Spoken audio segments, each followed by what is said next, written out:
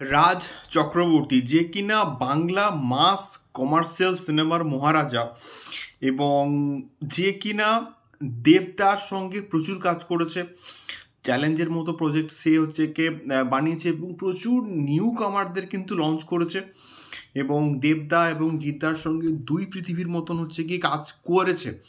তো সেই মানুষটা যখন এই রকম একটা অভব্য আচরণ করে, তখন একটা কথা জাস্ট বুঝতে হয় বা আমরা বুঝছি আর কি, যে রাজ চক্রবর্তীর কতটা অধঃপতন হয়েছে।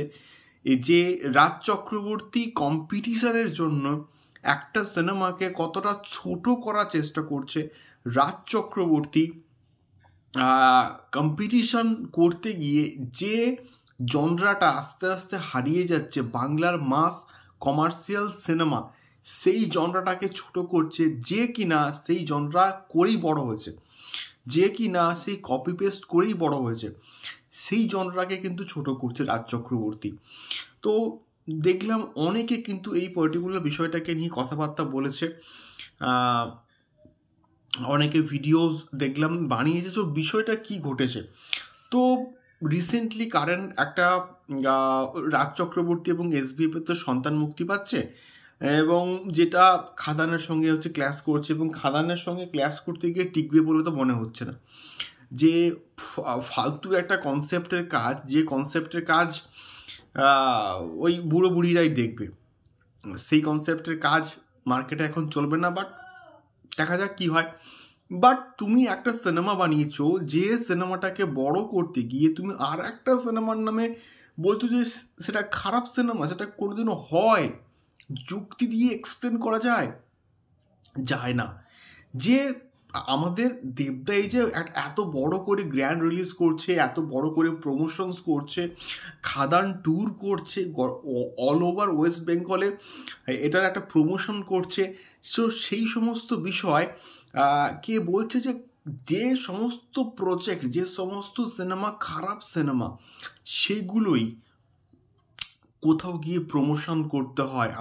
আমার সিনেমা তো ভালো সিনেমা, আমার প্রমোশন করার দরকার হয় না। যদি প্রমোশন করার দরকার হয় না, তাহলে তুমি প্রমোশনাল কন্টেন্টগুলো কেন বার করছো? তুমি ট্রেলারটাকে কেন ড্রপ করেছো? তুমি হচ্ছে প্রেস মিট কেন করছো? তুমি এটাকে নিয়ে কেন কথাবার্তা বলছো, ইন্টারভিউজ দিচ্ছ? কি মানে হয়?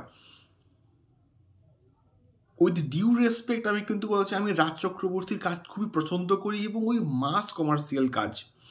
এবং রিসেন্টলি তিনি এটা বড় একটা কাজ বানিয়েছেন এবং সেটাও মাস কমার্শিয়াল ঘরানার কিন্তু কাজ ছিল, একটা ওয়েব সিরিজ আবার প্রলয়, এবং সেটাও কিন্তু খুব ভালো ছিল। কিন্তু সব কিছু মানলাম বন্ধুরা, কিন্তু তা সত্ত্বেও তিনি যে স্টেটমেন্টটা দিয়েছেন যে খারাপ সিনেমার প্রমোশন লাগে, কিন্তু হচ্ছে গিয়ে ভালো সিনেমার প্রমোশন লাগে না, এই বিষয়টা, এই কনসেপ্ট একদমই ভুল। যাতে করে সেই মাস কমার্শিয়াল অডিয়েন্স আরও একবার ফিরে আসে, সেই জন্যই কিন্তু প্রমোশনস করা। এবং এই রকম প্রমোশনস, গ্র্যান্ড প্রমোশনস কিন্তু এর আগে বাংলা সিনেমার ইতিহাসে কোনো অডিয়েন্স কি দেখেছে? এটা তোমরাই বলো, তোমরাই কমেন্টস বক্সে কমেন্ট করে কিন্তু জানো। আমার মনে হয় যে রাজ চক্রবর্তীর মুখে এই কথাটা একদমই কিন্তু বন্ধুরা শোভা পায় না।